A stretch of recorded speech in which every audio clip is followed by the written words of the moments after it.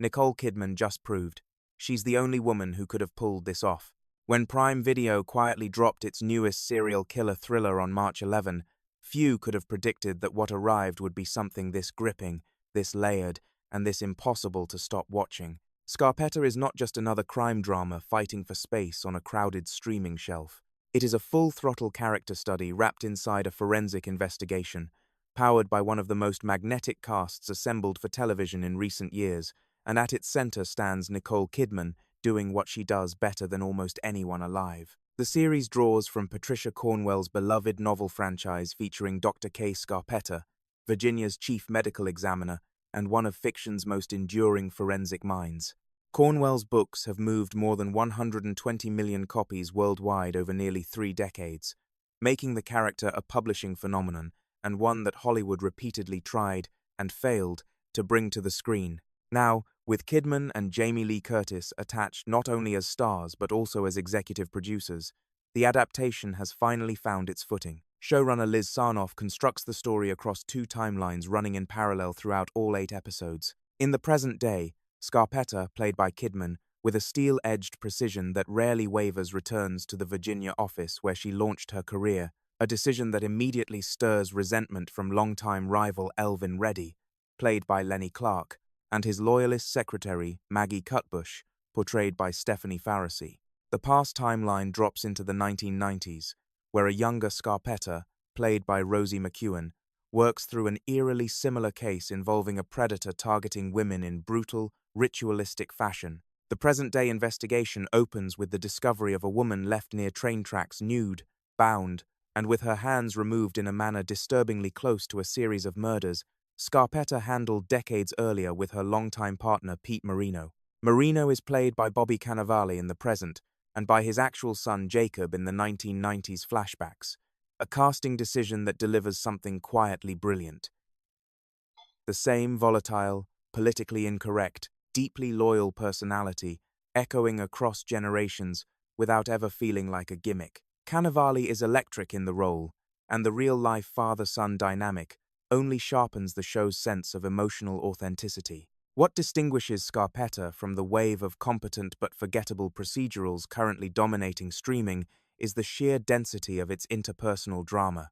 The household that Kidman's Scarpetta shares with her FBI profiler husband Benton Wesley, played by Simon Baker, becomes a pressure cooker the moment her sister Dorothy arrives. Curtis plays Dorothy Farinelli as every bit the loud, unpredictable, self-absorbed wild child the character is written to be, and she does so with a theatrical abandon that makes every scene she inhabits feel like it could detonate at any second.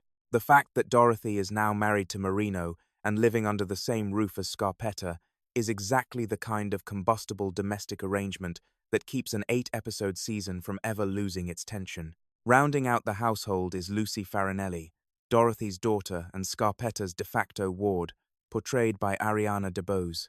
Lucy is a technological prodigy dealing with the death of her wife Janet by communicating with an AI replica of her, a storyline that, despite the genuine emotional potential of its concept, lands as the series' most glaring misstep. DeBose, through no entirely personal fault, is given material that feels underbaked in comparison to what surrounds it, and the performance never quite finds the resonance the show clearly hopes for from it. That is a relatively contained weakness in something otherwise built with considerable skill. Directors David Gordon Green, Charlotte Brenstrom, and Ellen Kuras bring a visual seriousness to the production that television rarely sees: unhurried compositions, disciplined use of low light, and a tonal consistency across both timelines that anchors what could easily have splintered into tonal chaos. The cinematography alone signals that everyone involved treated this as film-grade work, not episodic television filling out a release calendar.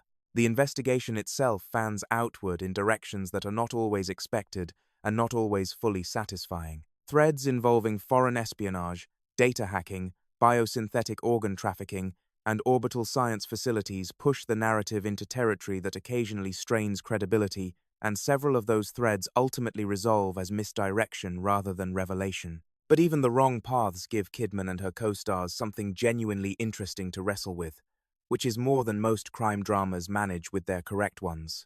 Kidman's Scarpetta is constructed as a figure of unmistakable feminist conviction, a woman who has spent her career fighting to make the justice system account for female victims in a professional world designed to minimize them.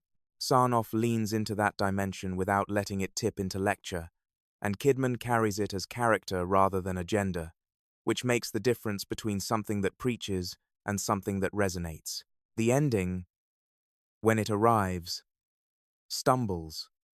The resolutions feel compressed, in ways that suggest the writers were more interested in what comes next than in properly closing what came before.